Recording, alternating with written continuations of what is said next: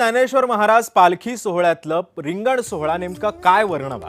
अहो, हरिनामाचा अखंड जयघोष आणि ज्ञानोबा तुकोबांचा नामघोष, कानात गुंजणारा टाळ मृदुंगांचा गजर आणि पांडुरंगाच्या भेटीची आस लावून पंढरपूरच्या या वाटेनं चाललेले वारकरी रिंगण सोहळ्याचं क्षण डोळ्यात साठवून घ्यावेत असं भक्ती रसानं उथमले। या रिंगण स्थळावरून नेमकं काय काय घडलं, याची परंपरा काय आहे, याचा आढावा घेतला आमचे प्रतिनिधी प्रशांत सागवेकर।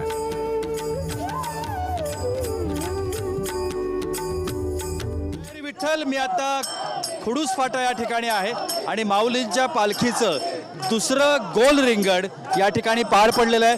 माझ्या पाठीमागे तुम्ही पाहू शकता कशा पद्धतीनं ह्या रिंगण सोहळा आता या ठिकाणी नुकताच पार पडलेला आहे आणि या सगळ्या दिंड्या वारकरी या मानाच्या दिंड्या आहेत ज्या आता या ठिकाणाहून मार्गक्रमण करतायत।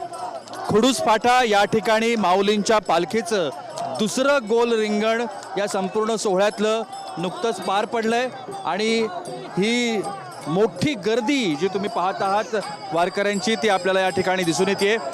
खुडूस फाटा या ठिकाणचं हे माऊलींच्या पालखी सोहळ्यामधलं दुसरं गोल रिंगण हे आता या ठिकाणी पार पडलेलं आहे। या संपूर्ण परिसराचा आपण आढावा घेतो आहोत। तुम्ही माझ्या बाजूला पाहू शकता या ठिकाणी या दिंड्या आहेत आणि या दिंड्या या संपूर्ण परिसरातून मार्गक्रमण करता आहेत। माझ्या पाठीमागे तुम्ही जे पाहता आहात या ठिकाणी आत्ताच माऊलींच्या पालखीचं दुसरं गोल रिंगण पार पडलेलं आहे। हा संपूर्ण जो परिसर तुम्ही पाहता आहात हा रिंगण परिसर आहे।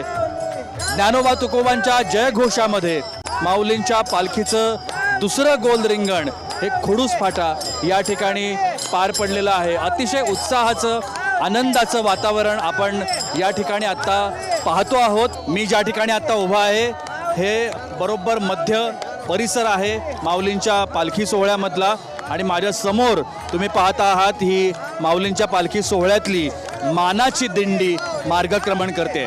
कॅमेरामॅन नित्यानंद नाईकसह मी प्रशांत सागवेकर, जय महाराष्ट्रसाठी खुडूस फाटा या ठिकाणावरून।